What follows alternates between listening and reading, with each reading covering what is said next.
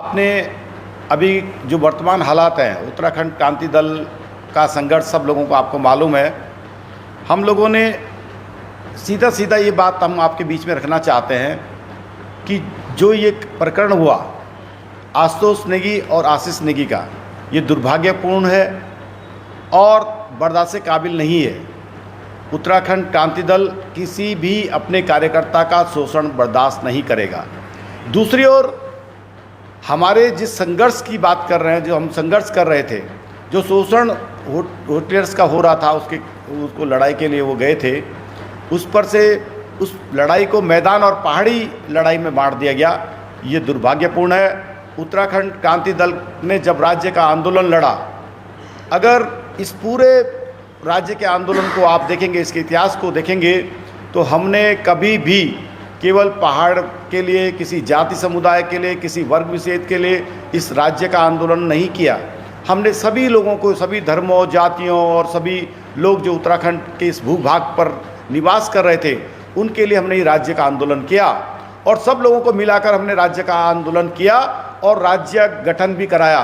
यदि हमने उसी समय राज्य में पहाड़ और मैदान के हिसाब को इसको परिभाषित किया होता तो राज्य हमें नहीं प्राप्त होता।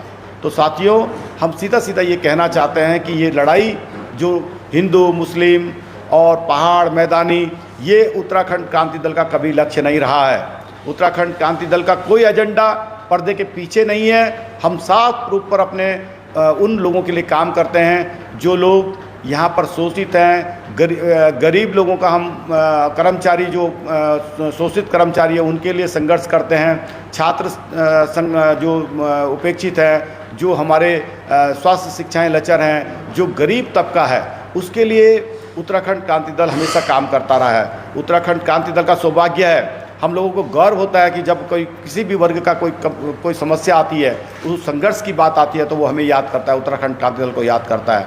लेकिन हम उन होटलियर्स को जो अभी जो प्रकरण हुआ, हम उन कर्मचारियों को संगठित करने का तो प्रयास कर रहे हैं, उनको भी संगठित करने का प्रयास कर रहे हैं, उनके एसोसिएशन को, कि अगर यदि इस प्रकार का कोई प्रकरण है तो आप हमारे संगठन में खुला विचार, खुले मंच पे आइए ना। कब आपको वसूली हमने करा दी? आप बताइए कि किसी होटल्स ने, हमने पिछले सालों में, पिछले 20 साल की राजनीति में हमने कब उनके पास चंदे के लिए गए, कब हमने उनमें दबाव बनाया चंदे के लिए? आप ये तो बताइए।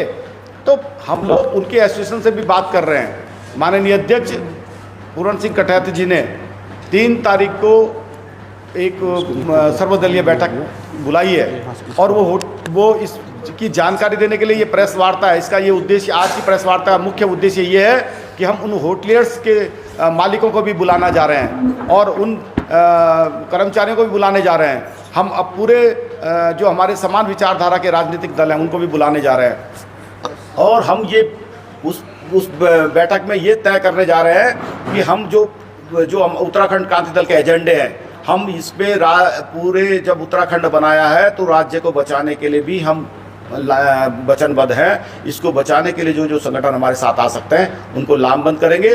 और होटल के एसोसिएशन, जो होटल मालिक है, हम चाहे वो देहरादून के होटल एसोसिएशन हो, मसूरी की हो, हरिद्वार की हो, या नैनीताल की हो, या हमारे पहाड़ों के होटल एसोसिएशन है, पूरे उत्तराखंड के होटल एसोसिएशन है, उनसे भी ये मांग कर रहे हैं कि वो लोग हमारे किसी भी कर्मचारी का शोषण ना करें। यदि कोई शिकायत, हमने अपने इस आज विज्ञप्ति में जारी करके ये भी बताया है कि हम अपने यहाँ एक नंबर, टोल फ्री नंबर भी देंगे लोगों को, और उसमें समस्या रजिस्टर्ड करानी होगी।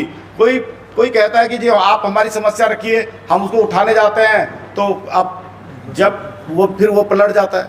ये दुर्भाग्यपूर्ण है। ये हम लोगों को उठाने के लिए, आप वीडियो में देख रहे हैं कि वो सामने अब अपनी तनख्वाह मांगने के लिए उसको लेकर जा रहा है, अब फिर वही पलट जा रहा है। तो हम अब उत्तराखंड क्रांति दल काम करेगा, संघर्ष के लिए गरीब तबके के काम करेगा, लेकिन उसके लिए भी हम लोग एक पॉलिसी बनाने जा रहे हैं। उत्तराखंड क्रांति दल के पास वो रजिस्टर्ड कराएगा, उसकी परेशानी, जो पीड़ित है वो अपनी पीड़ा लिखेगा, हम उनके एसोसिएशन को लिखेंगे। एसोसिएशन अगर नहीं करेगा तो उनके खिलाफ ज़बरदस्त आंदोलन उस यूनिट के खिलाफ चलेगा, और अगर यदि उन्होंने एसोसिएशन ने काम नहीं किया तो भविष्य में उस यूनिट को हम चलने नहीं देंगे। ये चेतावनी उत्तराखंड क्रांति दल फिर भी दे रहा है, और हम लोकतांत्रिक तरीके से उस यूनिट का वो बहिष्कार करेंगे। हम केवल उसके अंदर जाकर तोड़फोड़ करने की राजनीति नहीं करते कि तोड़फोड़ कर दिया फिर मुकदमे हो गए। फिर ये अभी हमने उत्तराखंड में ऐसी ना तो प्रवृत्ति पाली है और ना हम पालना ऐसा कुछ राजनीति करना चाहते हैं। तो साथियों, ये 3 तारीख की जो बैठक है ये अहम बैठक है और उत्तराखंड क्रांति दल इस प्रदेश के लिए संजीदा है। कई जगह बात ये पहाड़, गढ़वाल, कुमाऊं की जो लोग काम करते हैं उस इसका जो हो रहा है उत्तराखंड क्रांति दल का वो बहुत बड़ा हो रहा है। हम लोगों ने जब ये ब्लू प्रिंट बनाया तो इस पूरे उत्तराखंड के लिए राजधानी गैरसैंण मध्य स्थल में किया, और हमने इसके लिए व्यवस्थाएं कैसे रोजगार सृजन होगा, कैसे पर्यटन होगा, कैसे इसके लोगों के हितों के हर वर्ग के हित कैसे निहित होंगे, इसके लिए ब्लू प्रिंट हमने तैयार किया हुआ है। उस ब्लू प्रिंट को हम रिवाइज करने जा रहे हैं। हम भू कानून कोई बना के भू कानून बना देता है, सरकार बना रही है, क्या लचीला भू कानून बना दिया। आप भू कानून 2 लाइन में बनाइए ना कि भैया जो 1950 में रहता है उसकी भूमि कोई क्रय नहीं करेगा, क्रय विक्रय करेगा तो इनको आपस में अधिकार होगा। और अगर यदि किसी ने हमारे पे यहाँ आपने 2025 तक किसी ने जमीन भूभाग खरीदे उसके लिए बोनाफाइड लाइए कि आप जब बेचेंगे तो उत्तराखंड के मूल निवासी को बेचेंगे। और अगर यदि आपको आपकी संपत्ति है, किसी ने खरीद ली है, बाहरी व्यक्ति ने खरीद ली है, तो वो अपने परिवार को हस्तांतरित करेगा। इसके लिए आप भू कानून लाइए।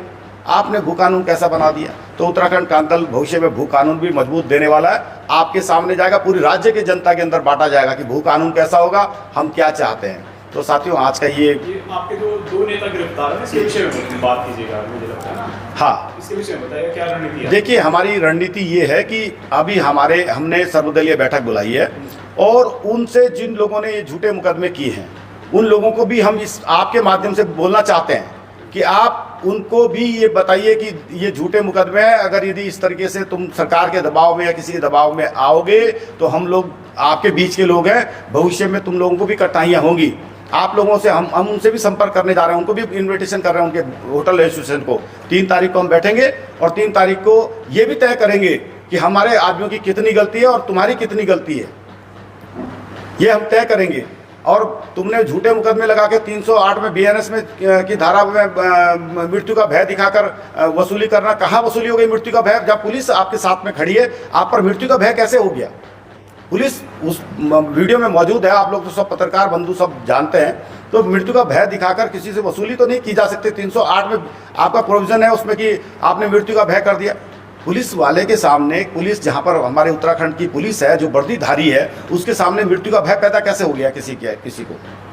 और जो मृत्यु का भय जिसको पैदा हो रहा है वो तो है ही नहीं वहाँ, उससे तो कभी बात ही नहीं हुई। तो क्या वो कर्मचारी को मृत्यु का भय पैदा हो गया? कर्मचारी ने तो पैसे भी नहीं दिए, तो वो धारा कोर्ट पे तो टिकने वाली नहीं है।